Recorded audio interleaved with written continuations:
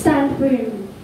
Sabi po diyan, manatili tayong nakatayo at matatag pagdating sa Panginoon. Amen? Kasi bakit po? Lahat naman po sa atin dumadanas ng suffering. Tama po? Lahat naman po may dumadanas ng suffering. Malaki man yan o maliit man yan. Maikli man yan o mahaba man yan. Suffering pa rin po ang pinagdadaanan natin. Bakit? Kasi tingnan niyo po sa buhay po ng isang tao, hindi naman pwedeng hindi ka dumaan sa suffering Tama po? Amen. Kaya sabi po diyan, maliit man o malaki man, o maikli man o mahaba man, malaki man ang suffering mo, pero ang Diyos na ito, laging nananatiling nagsasabi sa'yo, maging matatag ka. Sabi ng Lord, stand firm.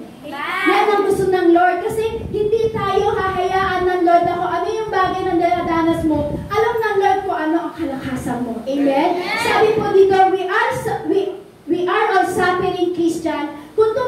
Sabi po doon, we are all suffering Christian. Kung tumatagal at matindi pa ang suffering na dinadanas natin sa ating buhay bilang Kristiyano, ibig sabihin nandun din po yung temptation na sa ating nasa atin, parang nasasabi natin na parang sa loob po na kasi ng isang Kristiyano, tumatagal ka na sa paglilingkod, kumbaga laging malapit yung temptation sa atin malapit yung tukso. Tama po ba? Yung, diba po, yung parang sinasabi mo minsan na, ayoko na. Parang, parang ayoko na, hindi ko na kaya. Parang hindi ko na alam yung gagawin ko. Yung parang gano'n, yung parang ayawan na. Pero sabi ng Lord, stand firm. Dapat maging matatag tayo. Amen? Amen? Huwag daw kahit may dumadaan po temptation sa atin, may dumadaan tayo ng suffering, huwag mo sisibihin na ayoko na. Dapat sisibihin mo, Lord, tulungan mo ko. Lord, patatagin mo ko. Amen? Kasi nandun talaga yung temptation pagdating sa buhay po natin Kaya sa oras na ito, dapat huwag tayong magduda. Kasi pag tayo nagduda po sa kakayanan ng Diyos, parang pinagdududahan po natin yung katapatan ng Diyos sa buhay po natin. Alam niyo po ba ang Diyos ay tapat po sa atin? Kaya kung ano yung pinagdadanasan mo ng problema, stand firm lang. Kaya ka lang kapatid, tumayo ka lang sa pamamagitan ng salita ng Diyos at maging matatag ka lang sa pangalan ng ating Panginoong Jesus. Huwag mong pagdududahan kung ano ang kakayanan na pwedeng gawin ng Diyos sa buhay mo. Amen? Amen? O kaya naman po, diba, yung iba, minsan sinasabi nila, puro problema na lang, mamatay na lang kaya ako. Huwag ganon, kapatid. Amen? Kasi pag yun po yung mga bagay na lumalabas sa ating labi, ibig sabihin, nagdududa ka sa kapangyarihan ng ating Panginoong Hesus. Amen? Kaya sisibihin, mawala na lang ako sa mundong ito, wala namang silbi ang buhay ko. Alam niyo po kapatid, lahat ng pagsubok, matatapos din po yan. Amen? Walang pagsubok na hindi dinanas ang lahat ng tao, sabi po yan sa Biblia. Ibig sabihin, lahat po tayo nakakaranas ng mga problema. Amen? Sabi nga, maliit man, malaki man, mahaba man, maikli man, iba't ibang flavor nga sinasabi ko. Ang problema ng isang tao na dumating sa buhay, parang halo-halo yan. Mekus-mekus mo na yan, mga te. Amen? Yung parang halo-halo, iba't ibang flavor. Amen? Pero alam niyo po may nagpapasarap po dun sa halo-halo, yung gatas. Amen? Parang tayo sa paglilingkod natin, iba't ibang suffering, iba't ibang temptation, iba't ibang problema na dumarating sa atin. Alam niyo po ba kung ano ang nagpapasarap sa paglilingkod natin yon? Yung maging matatag ka at mumakad ka sa salita ng Diyos. Alam niyo po ba ang pinakamasarap doon sa sangkap na yon? Yung manampalataya ka sa salita ng ating Panginoong Hesus. Kung sa halo-halo nagpapasarap ay yung gatas, sa ating paglilingkod nagpapasarap po sa paglilingkod po natin yung manampalataya ka sa salita ng ating Panginoon. Amen? Matatapos din yan, kapatid. Walang problema na hindi naayos, walang problema na hindi na-restore, walang problema na hindi natatapos, matatapos din yan. Amen? Kaya sabi ng Lord, magpakatatag ka. Magpakatatag ka, kapatid. Pero alam niyo po, kung sasabihin po natin, minsan sasaloobin po natin, minsan pag nagdududa tayo, parang sinasabi kasi natin, tinutulungan kaya ako ng Diyos. Buhay kaya talaga ang Diyos. Kasi sabi ko nga po, nagpapasarap sa paglilingkod natin, yung tayo manampalataya sa salita ng ating Panginoong Hesus. Pero pag tayo hindi nagiging matatag at nananampalataya sa salita ng ating Panginoong Hesus, minsan masasabi mo, totoo kayang may Diyos? pinagdududahan na natin ang kakayahan ng ating Panginoon yun. Amen? Kasi kung titignan po natin, maliit man yan, pero yung maliit man yung suffering na yun, pero alam nyo, hindi man masyado iindahin ng isang Kristiyano yan. Maliit man o malaki man na temptation o suffering na dinadanas mo sa buhay mo, hindi mo iindahin niyang kapatid. Bakit? Kasi meron kang Jesus na buhay, na patuloy na naglilingkod sa buhay mo, na patuloy mong pinaglilingkuran, na patuloy na pinakikita niya ang kapangyarihan ng Diyos sa bawat isa sa atin. Amen? Kaya kung maliit man yung suffering na yan, huwag mong indahin, kapatid. Kung malaki man, maikli man, mahaba man, huwag mong indahin niyang kapatid. Kasi bakit? Merong Diyos na nakikinig sa bawat panalangin mo. Amen? Kaya sabi nga po ni Pastor kanina doon sa preaching niya sa mga tarim, sabi niya, ang tao po kasi nagkukulang na sa prayer. Kaya kung bakit hindi tinutugon ng Lord yung prayer natin, kasi baka daw hindi natin nahuhugot sa puso. O baka kulang na tayo, parang sinasabi natin, in Jesus' name, salamat Panginoong Jesus, in Jesus' name. Pero wala dito. Yung po yung sinasabi ni Pastor sa preaching doon. Kaya kailangan, pag tayo po daw pala mananalangin sa Panginoon, dapat hinuhugod sa puso. Yung totoo, para doon tayo magiging matatag pagdating sa ating Panginoong Jesus. Amen po? Amen! Ang Diyos po talaga ay napakabuti po talaga. Dapat po, hindi po natin siya pinagdududahan. Ano man yung mga dinadala natin sa buhay, ano man yung parang kabigatan natin, ilagak natin sa Lord yun. Amen? Kung ano yung dinadanas mo, ilagak mo sa Lord. Amen? Kung ano man yung kabigatan na dinadanas mo, ilagak mo sa Lord. Huwag mo kakayaan na yung simpleng kabigatan lang, yun ang magpapabaksak sa'yo. Amen? Kasi kailangan, sabi nga, maging matatag tayo. Magpakatatag tayo. Amen? Kasi ang Diyos na ito, ang gusto niya is sinusurrender natin sa Kanya. Sabi niya, you will turn over to Him and surrender or control to God's sovereign care of you.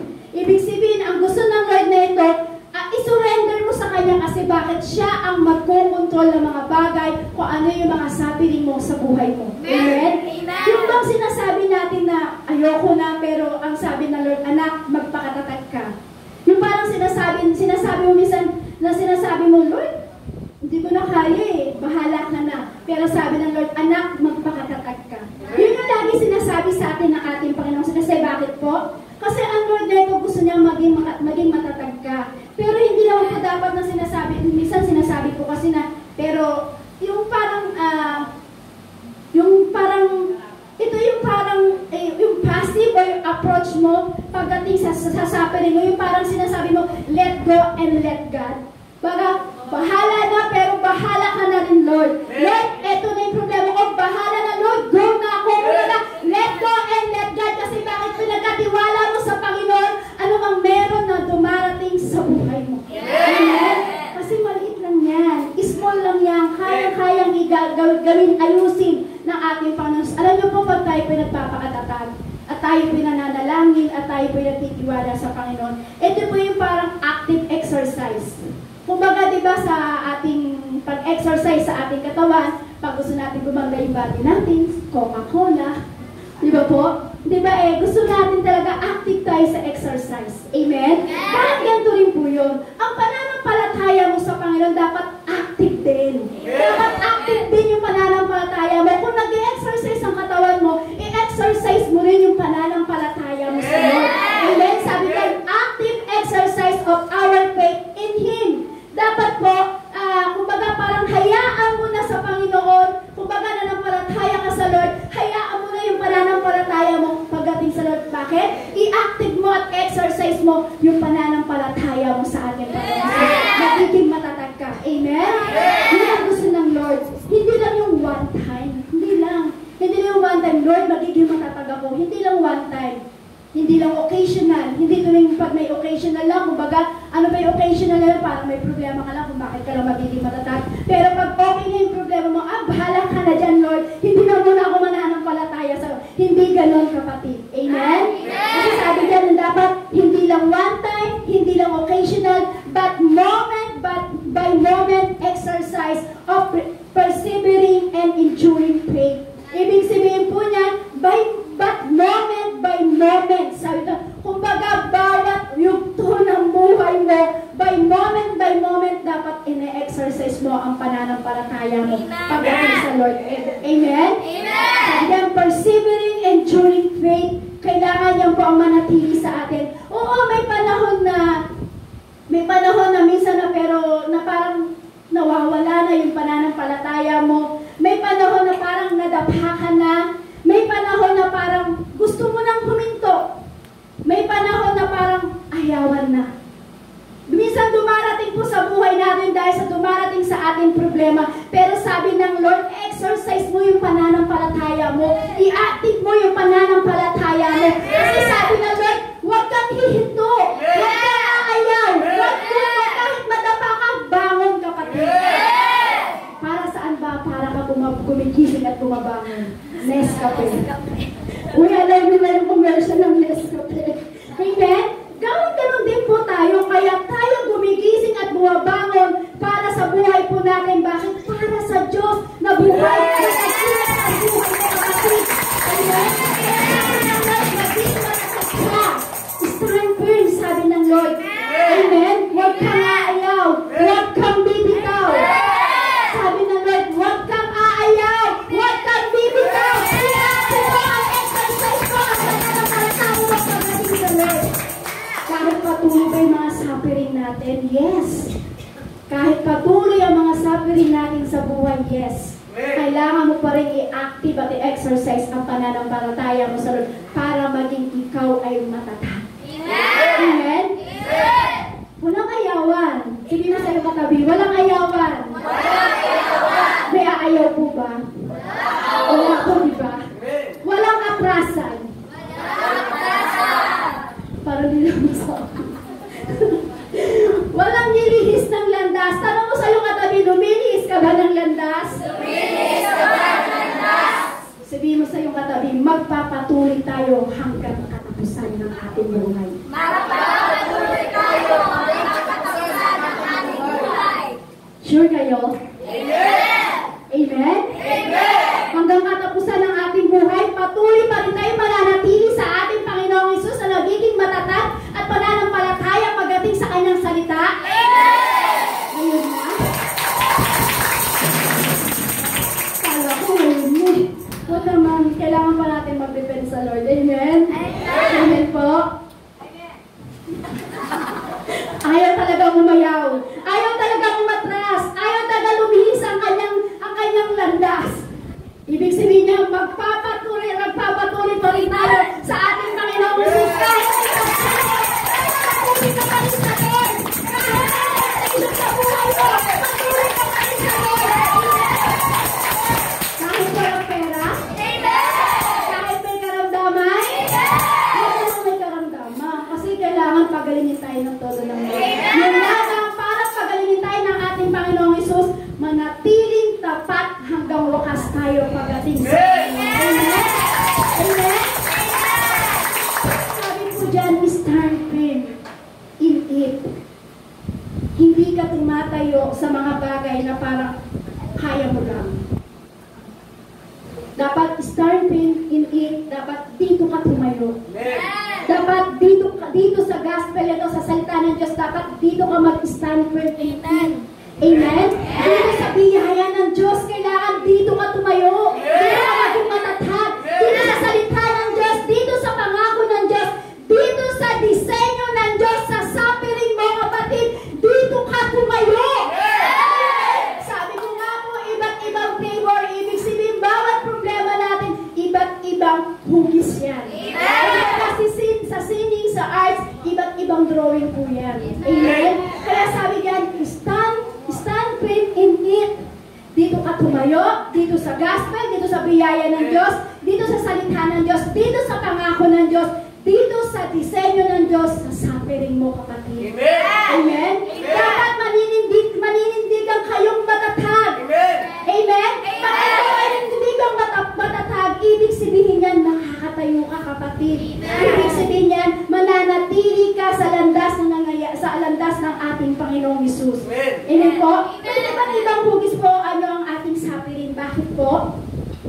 Sabi po kasi dito, may iba't ibang uri po ang ating suffering sa ating buhay, yung ating mga problema na dumarating, kasi meron tayong ganito. Kaya bakit iba't ibang anyo, iba't ibang hugis. Sabi sa number 1, the enemy. Meron tayong kaaway na gusto tayong ibagsak.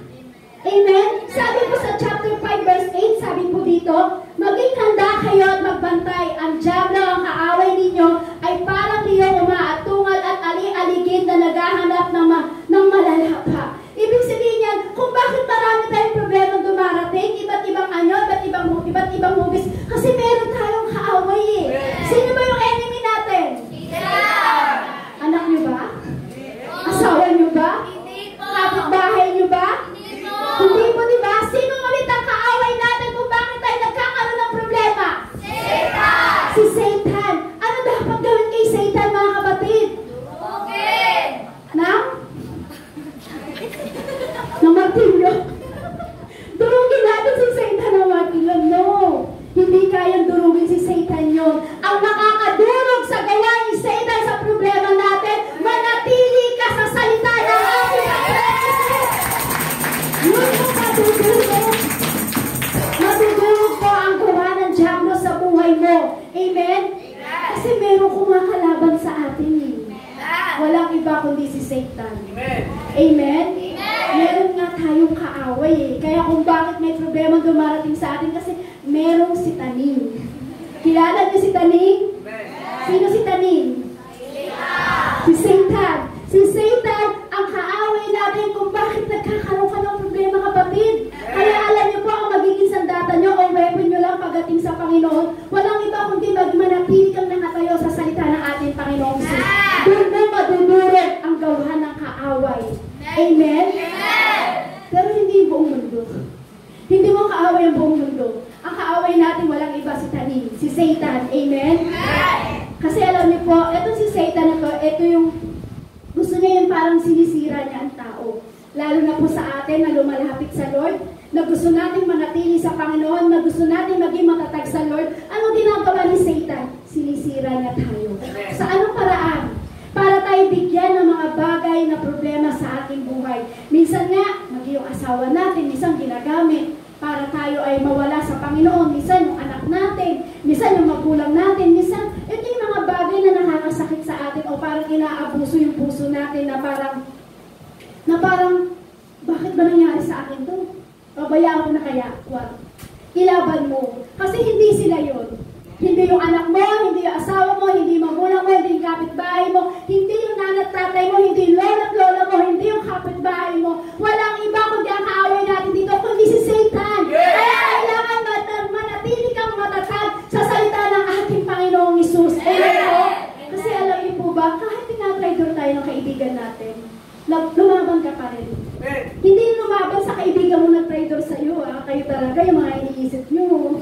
Diba? Hindi po yun. Kumbaga, ginamit lang siya ng kaaway, pero labanan mo ang gawa ng kaaway dun sa kaibigan mo nag-traidor sa iyo. Amen? Ang galing mo, ipanalangin mo siya, patatagin mo siya sa salita ng ating Panginoon Jesus. Tignan nyo po, madudurog nyo ang gawa ng kaaway dun sa kaibigan nyo nag-traidor sa inyo. Amen? Kasi hindi siya kaaway natin. Hindi yung kaibigan nyo, kundi ang kaaway natin, si Taning. Amen? Amen?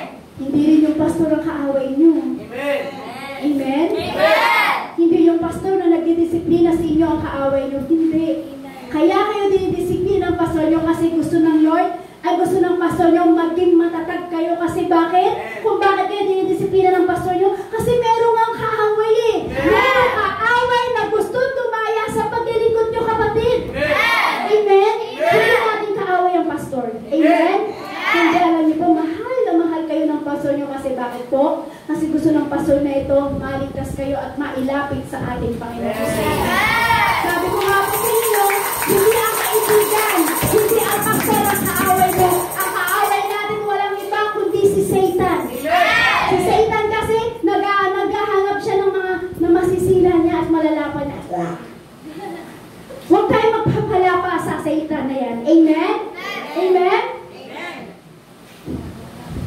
Amen po. Meron kasi tayo matinding kaaway. Walang iba tayo matinding kaaway kundi ang ating Satan na ito. Amen? Kundi si Satanas. Hindi ang kaibigan mo, hindi ang pastor mo, hindi ang sister mo, hindi ang anak mo, hindi ang asawa mo, hindi ang magulang mo. Wala tayong ibang kaaway para tayo ay malaglag sa paglilingkod. Walang iba kundi si Satan. Kaya alam niyo po, para madurog natin si Satan, dapat ginagawa po natin yan. Maging matatag tayo sa salita ng ating Panginoong Sus para every time na tayo dadayain ng kaaway, sabihin mo, ang sama nga ako ng Lord, pinangahawakan ko, sabi niya, hindi niya ako iiwan, ni pababayaan man. Sabi niya, dumating man ang pagsubok sa akin, ako'y kanyang pagpapahiwanin. Yan ang pangako ng Lord sa atin. Kaya dapat mindful tayo na meron tayong unseen enemy. Makita mo na may unseen enemy tayo, kumbaga, kung ang Diyos na ay, kumbaga, sa tingin natin na kung ang Diyos ay, ang Diyos at ang word na sa mga proud unbelievers, dapat po, ano po natin, God opposes the proud. Dapat, ito po ay parang, parang, ito naman po si Satanas, kumbaga, why natin si Satanas? Pero alam niyo po, dapat pagdating kay God, humble tayo. Amen? Kaya sabi, kung ang Diyos at si Satanas ay war natin, dapat ino-oppose po natin to. Pagdating po sa Panginoon, dapat humble lang tayo. Pagdating naman kay Satanas, dapat doon naman natin siya, na siya yung kaaway natin, na siya dapat ang durugin natin sa ating buhay. Dapat, alam niyo po ba, ito si Satanas, ang humble po, may humble heart tayo. Hindi niyo po ba alam na dudurog na natin si Satanas? Kaya-kaya na natin durugin niyo sa pamamagitan lang na meron tayong kababaang loob. Kasi alam niyo po, si Satan, pag may humble po tayo, yung kumbaga yung suffering believers po, kasi kailangan po na kailangan natin talaga magkaroon ng humble. Kung ang Diyos ay sumasalungat sa mga matataas, di ba sabi niya, sabi po doon sa Biblia, sabi niya ganon, ibabagsak ko ang mga marunong. Tama ba? Ibabagsak ko ang marunong o baga ibabagsak ko ang mga nagmamataas. Yung po yung sinasabi Diyos, pero ang nagpapakababa, siya ko namang iaanghat, itataas. Yung po yung sinasabi, kaya kailangan, bilang meron tayong kaaway, dapat ang kaaway natin, si Satan. Dapat si Satan, yung ating dinudulog, kasi siya yung kaaway natin eh. Hindi yung kapatid mo, hindi yung pastor mo, hindi yung magulang mo, hindi yung anak mo. Wala tayong iba kundi kaaway, kundi si Satan. Amen? Kaya kailangan mananatili tayong tapat sa ating Panginoong Hesus. Dapat mananatili kang nananampalataya sa Lord. Kasi alam niyo po, pag tayo nananatiling tapat sa Panginoon, hindi makagagalaw sa atin ang ating enemy. Kasi alam niyo po, nakikita niyo po ba si Satanas? Hindi po, di ba?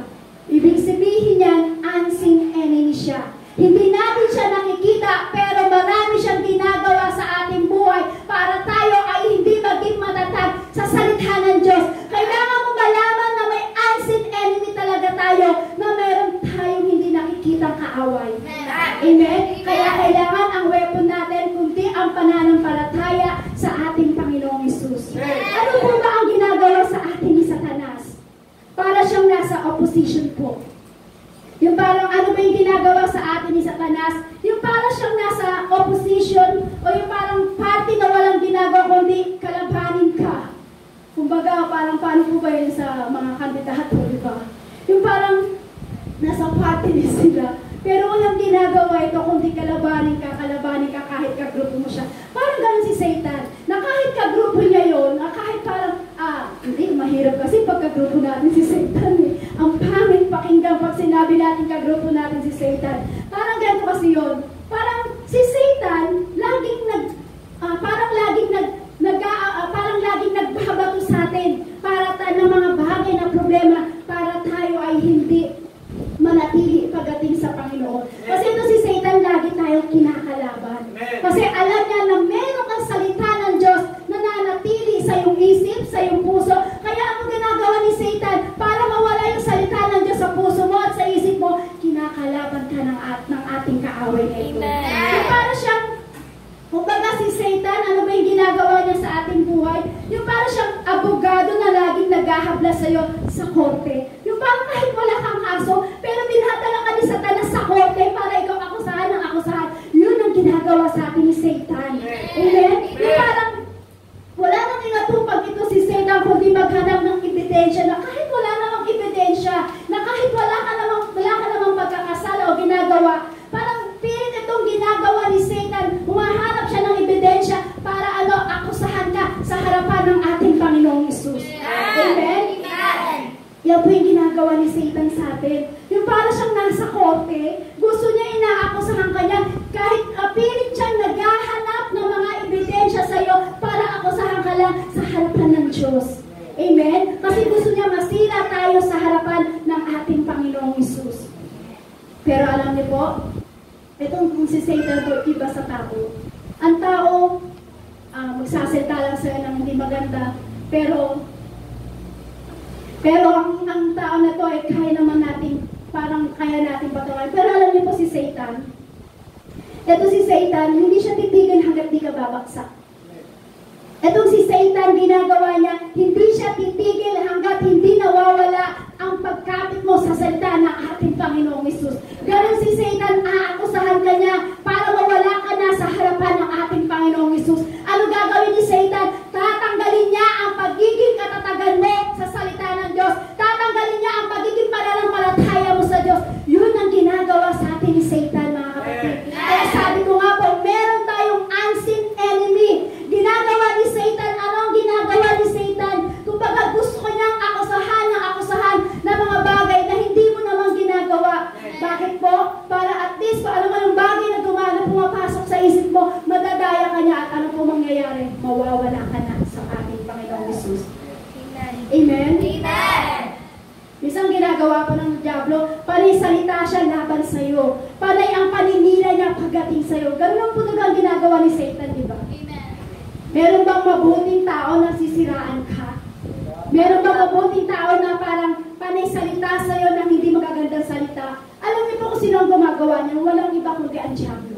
Yung unseen enemy natin. Gagawin niya, pagsasaltaan ka niya ng hindi magaganda, panay ang paninira niya pa sa iyo. Bakit? Para hindi ka maging matatag sa pananampalataya mo pagdating sa Lord. Sabi nga po sa Revelation chapter 12 verse 7 to 13, sabi po doon, siya ang great dragon po. Ito po si Satan, siya po yung great dragon sabi po doon sa ancient serpent, the devil Satan, the deceiver of the world accuser, sabi po dito. Ito po si Satan, siya po talaga, isulat nyo na lang po yung sinabi kong verse at basahin nyo na lang po. Mahaba po kasi. Ito po si Satan, siya yung great dragon. Siya yung nag-aakusa sa atin para tayo talaga ay mawala na sa pagiging matatag natin pagdating sa Panginoon. Wala siyang ibang gagawin mabuti para siya, kundi parang walang gagawin maganda si Satan sa iyo, kundi akusahan ka ng akusahan. Hindi ka niya lulubayan, kapatid. Hindi ka niya talaga lulubayan hanggang sa dulo. Hanggat di niya nakikita bumibitaw ka sa salita ng Diyos. Hanggat di niya nakikita nagiging matatag ka. Hanggat di ka bumibitaw sa katatagan mo sa ating Panginoong Hesus, hindi ka lulubayan ni Satan. Hindi ka niya lulubayan hanggang dulo. Talagang sisiraan ka ni Satan nito. Bakit? Kasi gusto niya bumitaw ka sa pananampalataya mo sa ating Panginoong Hesus. Yun ang ginagawa ni Satan sa atin. Amen? Alam niyo po, alam niyang maikli po kasi ang oras. Alam ni Satan maikli ang panahon. Kaya po ang ginagawa ni Satan, he is working double time and great wrath. Kasi sa panahon po natin ngayon, kung mapapansin niyo po, di ba, ang bansang Israel, siya po ay ginighera. Alam niyo po ba, ang bansang Israel, tayo po ay part yun. Dapat pinagpipray po natin ang bansang Israel kasi sa bawat panalangin natin, malaking tulong po sa bansang Israel yun. Kasi tingnan niyo po, itong si Satan na to, kung bakit po tayo nandito at nagpupuri sa Lord, kasi alam niya, pag hindi niya tayo tinrabaho at hindi niya tayo nilubayan, alam niya kasi makukuha niya tayo. Pero alam niyo po, na every time na tayo nananatiling matatag sa salita ng ating Panginoong Hesus, hindi tayo matatrabaho ni Satan. Amen? Kasi alam niya maikli na ang panahon eh. Alam niya kasi malapit nang dumating si Christ. Kaya ano ginagawa nito ni Satan? Working double time and great wrath. Dumudoble na ang pagtatrabaho ni Satan para ikaw ay malaglag sa paglilingkod sa ating Panginoong Hesus. Kaya sabi ng Lord, stand firm. Pero mga bagay na dumarating sa pagsubok mo, maging matatag ka at nakatayo ka sa salita ng ating Panginoong Hesus.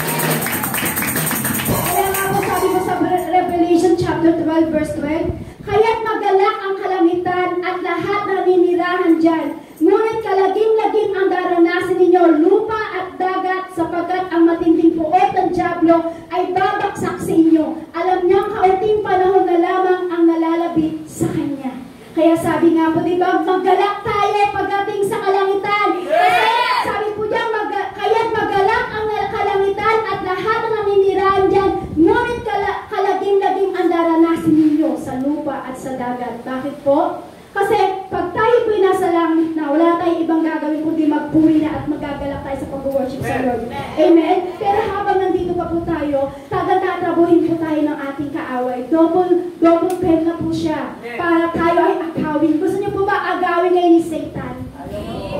Ayan po, diba? Kasi sayang. Sayang po yung umpisahan natin. At sabi ng Lord, sabi ang paalala sa atin ng Lord, maging matatag ka. Alam, maging matatag ka. Ano mang pagsubok, tumayo ka sa akin, tumayo ka sa salita ko. Ang gagawin mo, magalak ka sa pagpupuli sa Lord. Magalak ka sa pagtanggal sa Panginoon. Hindi ka makakawin. Amen? Alam mo po, pag tayo naging matatag sa salita ng Diyos at nananatili tayo na pupuri sa Lord, hindi ka matatrabaho ng kakaway. Amen? Sabi nga sa kanta, sabi doon, not today. The devil not today. Hindi yung araw na to. Hindi yung panahon na to. Hindi tayo kayang trabahuin ni Satan. Sabi, the devil not today. Hindi ang oras na ito. Hindi ang panahon na to. Hindi ang araw na ito. Hindi tayo matatrabaho ni Satan. Kasi may unseen enemy. Dahil alam mong hindi nakikita ang kaaway, dapat ito ang weapon natin. Magpuri ka ng todo sa ating Panginoong Hesus. Hindi mo siya nakikita, pero sa pamamagitan ng pagpupuri mo, pagpipray mo sa Lord, pananatili mo sa salita ng Diyos, hindi mo alam, kapatid, nadali mo na si Satan. Dumulunod na si Satan. Dumulunod na si Satan. Yun ang kahalagahan kung bakit tayo nag-aaral ng salita ng Diyos. Hindi natin nakikita yung kaaway. Hindi natin nakikita si Satan. Pero dahil sa pamamagitan ng salita ng Diyos, hindi mo alam na digma mo na siya. Amen? Amen? Kasi alam niyo po, kung titignan po natin mula pa ng pangunahan na ng parang nag-aklas po ito si Satan. Kasi siya po yung parang dating worshiper ni Satan. Kilala niyo po ba yung worshiper ni Satan? Dati po si Satan, ay worshiper po siya ni Yahweh. Ito po yung team ba talagang grabing mag-worship kay Yahweh. Kilala niyo po ba si Satan? Ano po siya dati? Si Lucifer? Sino si Lucifer?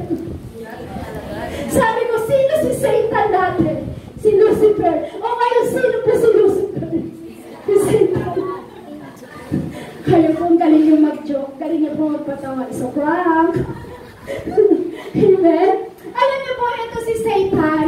Dati siya yung pinakamagandang anghel na nag-worship kay Yahweh. Dati nag-worship kay Yahweh. Kaya lang itong si Satan na nag-aklas po siya, yung ikatlong bahagi ng mga anghel laban sa Diyos mula pa nang babaksakin niya ang pagkakasala nila Adan at Eva. Alam niyo ba hanggang ngayon, he is busy to 24/7. Kasi alam niyo po si Satan, dati siyang worshiper eh. Pero dahil nag-aklas siya kay Yahweh, nag-aklas siya sa ating Panginoong Hesus, dahil siya yung dating worshiper, talagang nagpupuri yung ginagawa natin. Ganito yung ginagawa dati ni Satan, nagpupuri siya, nagpipray siya sa Lord, nagtitiwala siya sa Panginoon. Kaya alam niyo, nag-aklas po siya. At siya talagang tinapon dito sa lupa. Ano po ginawa ni Satan?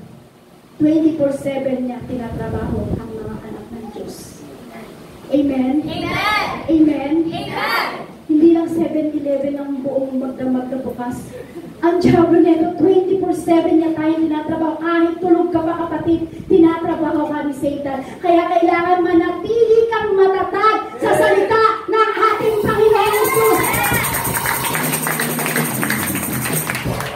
Ang 7-11 lang, 24 hours. Pero si Satan, 24/7. Kahit humihilig ka pa, tinatrabaho ka ni Satan. Pero pag alam ni Satan na nanatili ka sa salita ng Diyos, hindi kanya matatrabaho ng 24/7. Amen? Amen? Kasi alam niya na hindi ka matutulog. Amen po? Amen. Dapat makita natin yung unseen enemy natin. Dapat alam natin, hindi natin siya nakikita, pero dapat nandun pa pa rin yung tiwala natin sa Panginoon na kaya nating labanan kahit hindi natin nakikita. Sa anong paraan po? Pag hindi mo nakikita ang kaaway, anong paraan ang pwede mong gawin? Walang iba kundi mag-pray ka. Tumawag ka sa Lord. Magpuri ka sa Panginoon higit sa lahat. Magbasa ka ng salita ng ating Panginoong Hesus. Yan kasi yung ayaw ni Satan eh. Yung nagpipray, nagpupuri higit sa lahat, yung nagbabasa ka ng salita ng ating Panginoong Hesus. Yan ang ayaw ni Satan. Pero pag yan ang ginagawa mo, hindi mo man siya nakikita, pero hindi mo alam na tatalo mo siya sa pamamagitan ng pagbabasa ng salita ng ating Panginoong Hesus. Amen? Kaya nga po, diba, sabi po ni Pedro, yung parang sabi po dito, parang sabi po sa 1 Peter po, sabi niya, para siyang isang leon na aali-aligid, umaatungal, di mo lang naririnig at naghahanap ng pagkakataon para ibaksak ka, para kagating ka, para patayin ka. Yan po yung sinabi po dito sa 1 Peter po. Hindi siya nakikipaglaro sa atin, kapatid.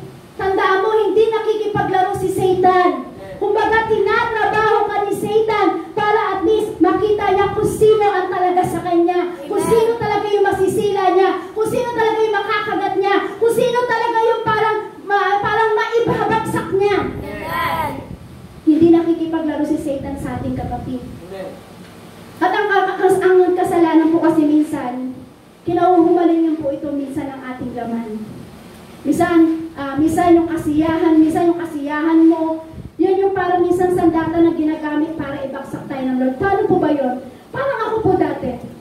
Hindi ko po kasi alam na ako po tinatrabaho po ng kaaway. Ako po masaya-masaya ako pag ako'y nagdi-disco. Sino po ba dati dito ang kabataan magaling mag-disco? Diba? Dati po kasi, hindi ko pang alam kasi ang salita ng Diyos. Pero hindi ko alam, ako para si Satan, tinatrabaho ko. Masaya ako sa kasiyahan na mahilig po ako talaga ng mag-disco, sumayaw kasi ganun po talaga ang kalakaran po sa Manila. Pagdating ng Friday night and Saturday night, alam mo na, nandun na kami sa discohan. Ganun po, hindi ko alam na yung pala yung nagiging sandata sa akin ni Satan para ako pala ay ibaksak. Ngayon, paano po ba ito? Sa ating paglilingkod, na tayo po'y nananatili na po na naglilingkod sa Panginoon at tayo nagtitiwala, ano po ba yung ginagamit ni Satan na weapon para ibaksak tayo? Minsan binibigyan kaya ng matinding karamdaman para ikaw ba ay susunod pa rin at magtitiwala sa Lord? O minsan ginagawa naman ni Satan, nagiging sandata niya, bigyan ko kaya ito ng matinding problema. Titignan ng kaaway ito, pag ito ba may matinding problema, mananatili pa rin kayo sa salita ko. Ganyan po si Satan. Umaaligid na gusto kong kagatin. Wow! Ganon si Satan. Amen? Kasi hindi siya nakikipaglaro sa atin.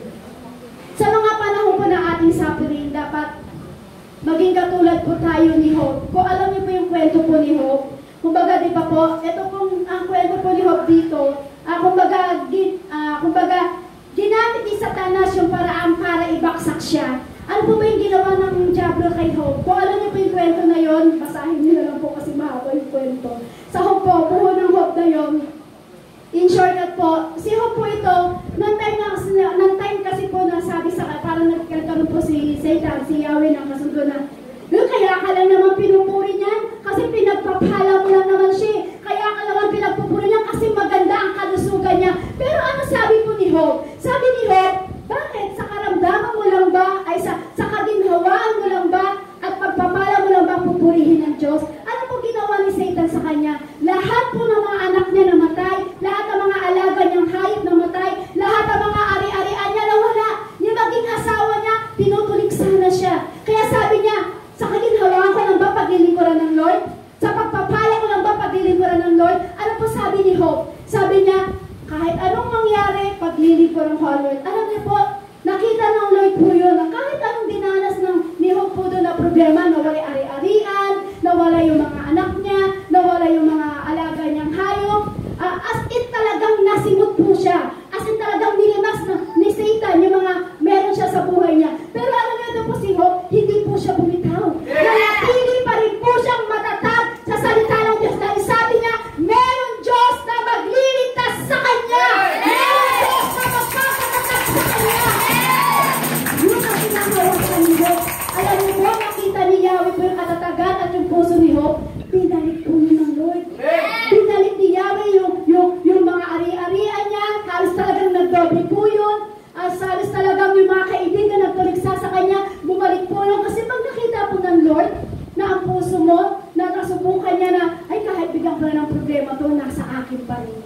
Ay kahit di ko pala tugunin muna yung problema niya, hindi ko pala tugunin yung prayer niya, nananatili pa rin siya matatag sa akin. Alam niyo po, doon kikilos ang ating Panginoong Hesus at doon ka lulubayan ng kaaway. Amen? Kasi ano po yung gagawin sa atin ng kaaway? Marami po kasing ginagawa sa atin. Kumbaga nilalagyan niya tayo ng takot. Huwag kang matakot, kapatid. Maging handa kayo at magbantay. Yung po yung sabi po doon. Sabi po sa Joshua, huwag kang matakot. Maging handa ka at magbantay. Maghanda ka at magbantay ka sa mga bagay na ginagawa sa buhay mo ni Satan. Dapat maging malinaw sa isip mo na merong Satanas na nakikipagdigma sa'yo. Every time na nagpipray ka, every time na nagbabasa ka ng Biblia, merong Satanas na nakikipagdigma sa'yo. Dahil bakit? Gusto kanyang ibagsak. Bakit? Gusto kanyang agawin sa Lord. Bakit? Gusto kanyang huwag ka nang maglingkod sa Panginoon. Yan ang gustong gawin ni Satan. Amen? Amen? Kaya sabi nga po, diba? Lagi kang magbantay. Walang tigil na kikipaglaban sa'yo si Satanas. Sabi nga po sa 1 Peter chapter 5 verse 9, resist him, firm in your faith, labanan ninyo siya at magpakatatag kayo sa inyong pananampalataya sa Diyos. Sabi, labanan mo siya. I-resist mo siya. Huwag mo siyang hawakan. Huwag mo siyang yakapin. Tapos i-resist mo siya. Labanan mo siya sa pagpagitan ng ano? Ng salita ng ating Panginoong Hesus. Alam mo po, kung nilalabanan natin ang gawa ng Diablo, lulukoy ang kanya. Amen? Yan po kasi ang gusto ng ating Panginoong Hesus. Dapat nananatili tayo pagdating sa salita ng ating Panginoong Hesus. Kung nilalabanan ka, huwag mong kakaibiganin. Kung dinidigma ka ni Satan, kinakalaban ka ni Satan, nilalabanan ka ni Satan, i-resist mo siya, huwag mo siyang kakaibiganin. Sabihin mo sa iyong katabi, huwag natin kaibiganin si Satan. Huwag natin kaibiganin si Satan. Labanan natin siya. Labanan natin siya. Hukmain natin si Satan. Hukmain natin si Satan. Kung nilalabanan ka ni Satan, huwag mo siyang kaibiganin. Bagkus ang gawin mo, i-resist mo siya. Resist the devil. Resist the devil. Yan ang gusto ng ating Panginoon Hesus. Pag yun ang resist mo, ang Holy Spirit na ang makikitigma kay Satan. Amen? Amen. Paano ba po ito? Sabi po dito, by being firm in your faith. Kumbaga, huwag kang matitinag, manatili kang solido sa gospel ng ating Panginoong Hesus. Kumbaga, stand firm lang. Kumbaga, huwag kang matitinag. Dapat, kahit kilalabanan ka ni Satan, huwag mo siyang kaibiganin. Kumbaga, huwag kang matitinag, manatili kang solido sa gospel. Ano po yung manatili kang solid sa salita ng ating Panginoong Hesus. Amen? Sabihin mo sa Kanya, hindi ka man, sabihin mo sa kakaaway na ito, hindi ito ang panahon. Hindi ito ang oras.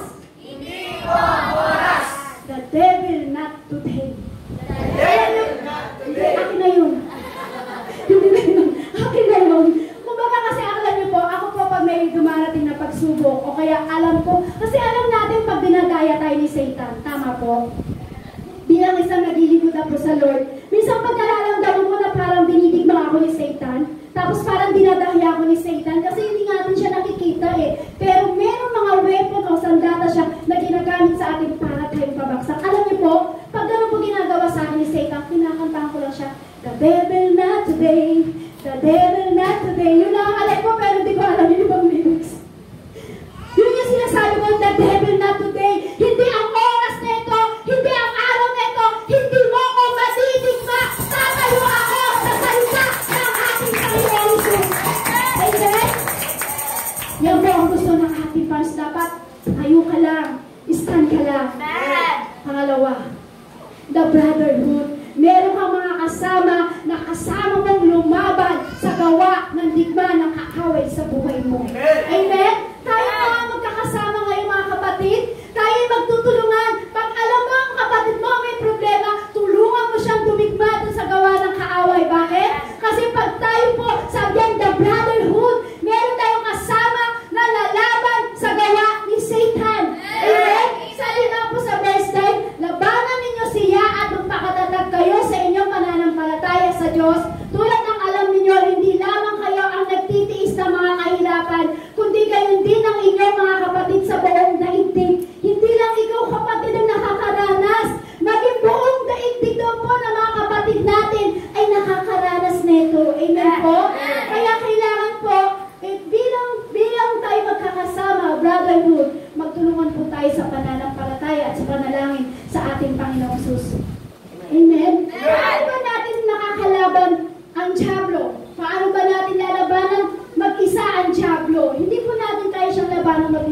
Pero pag kasama mo ang Diyos at kasama mo ang salita ng Diyos at katulong mo yung katabi mo, yung kasister mo, yung kabrother mo sa paglaban sa dyablo, makukuha natin na talagang talunin ng dyablo. Amen? Sabi mo kasi sa Biblia, 2 man o 3 magkatipon sa aking pangalan, nariyan ako sa kanilang kalagitnaan. Ilan tayo ngayon? 100? Praise God! 200? Hallelujah! Naniniwala kayo? Higit pa tayo sa 500, sa 1,000 sa lugar na ito? Amen! Paano nyo nasabi? Po? Po?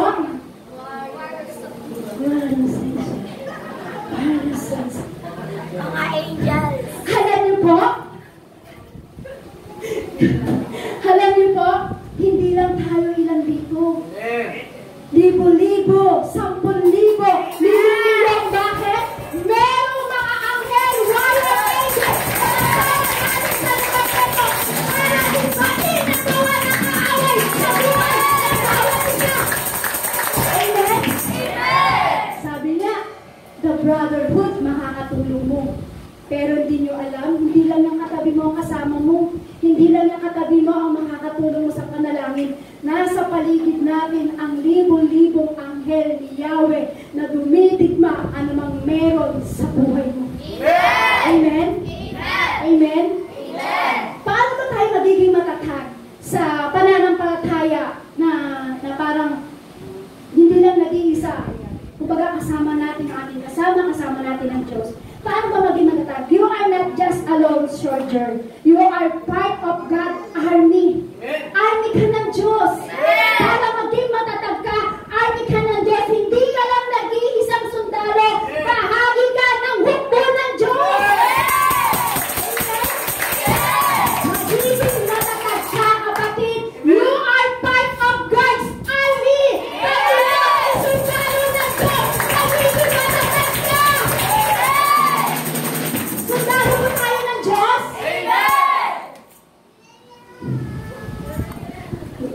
Sundalo tayo ng Diyos? Amen? Paano yan pag walang pera?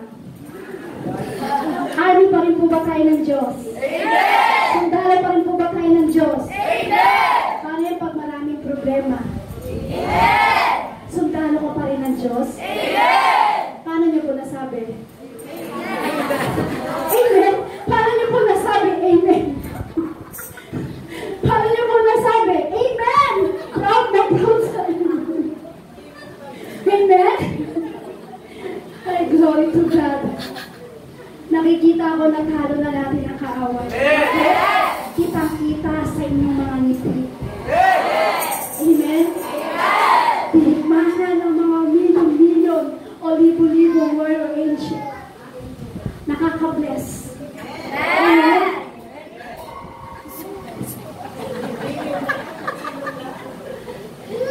Ano tayo lang sinabi? Ayan, sige, babalik po tayo sa pag-aaral ko.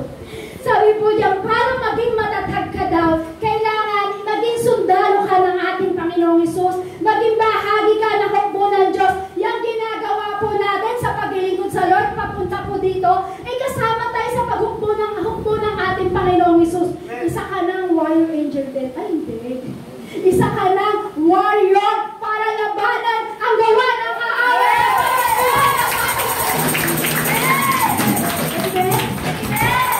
Hindi ka natatakbo mag-isa. Kasama mo na ang mga anghel. Praise the Lord! Hindi ka natatakbo. Hindi ka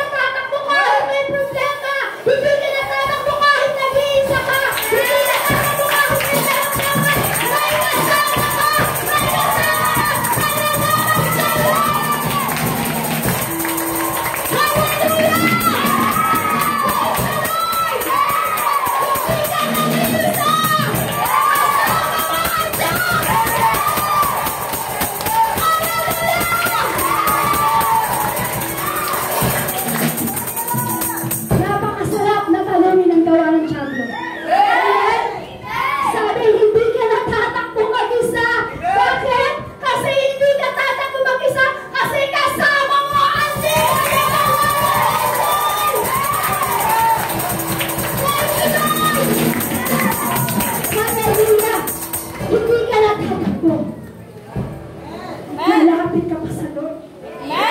Hindi ka na aayaw. Hindi na maliligaw ang landas mo.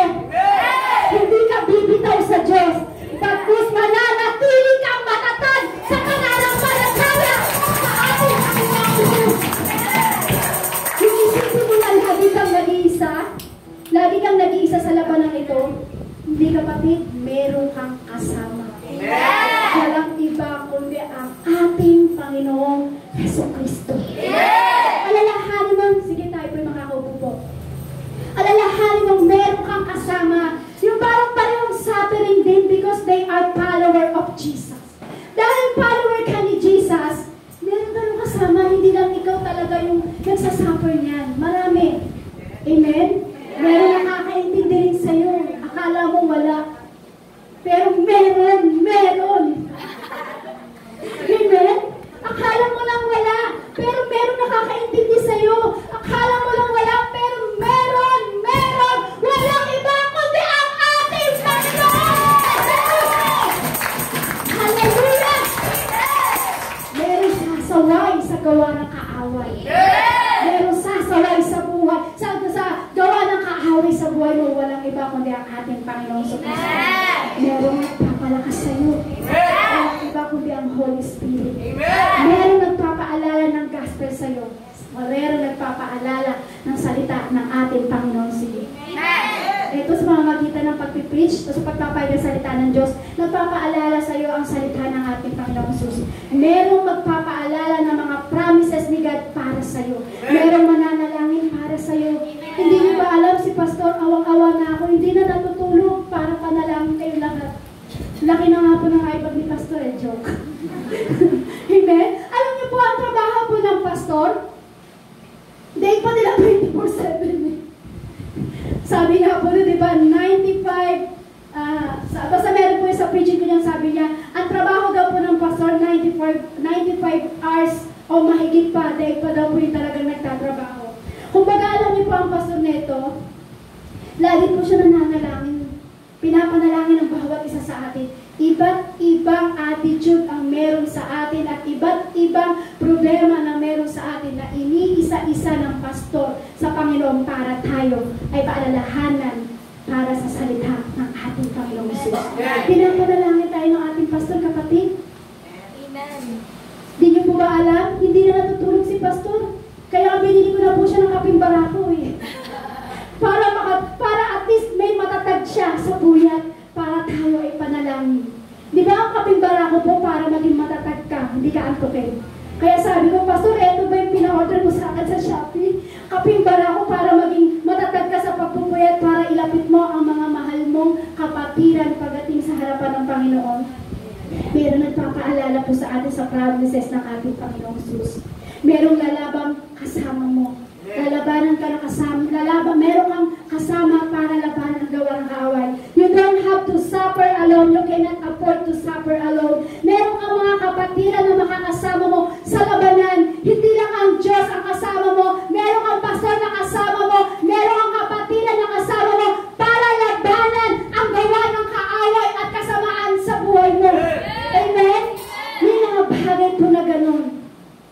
Kasi alam niyo po, katulad po nila Pedro po, si Pedro po, tsaka meron po silang na parang si Silas na tumutulong kay Pedro po yung time na yon na parang sumulat ito at nagdala sa kanya sa iba't ibang iglesia na yung sinasabi po doon na Silvanus, a faithful brother as I regard him. Kung si Pedro po ay may Silvanus na tapat na kapatid, meron naman tayong Jesus na tapat na pagmahal. Kasi ito po si Pedro, meron po siyang Silvanus. Sino ba yung Silvanus na yon? Walang iba kundi si Silas na tumulong kay Pedro na sumulat nito o nagdala nito sa iba't ibang iglesia. By Silvanus, a faithful brother as I regard him. Kung si Pedro may Silvanus na tapat na kapatid, meron naman tayong Jesus na tapat na magmahal sa atin. Meron tayong Jesus na tapat na tayo ay iligtas. Kung si Pedro ay may Silvanus, tayo naman merong Jesus na tapat na tayo ay iligtas sa ating buhay. Number 3, the God of all grace. Meron kang kasangga na natatapos sa labanang ito.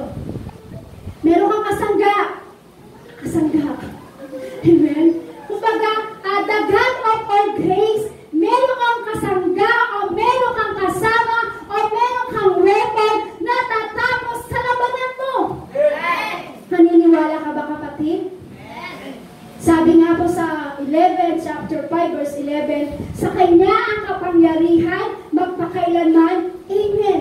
Amen. Ano sabi po dito? Sa Kanya ang kapangyarihan magpakailanman. Amen. Ibig sabihin yan, may kasangga ka na kasama sa laganang ito. Bakit? Na kay Jesus ang kapangyarihan.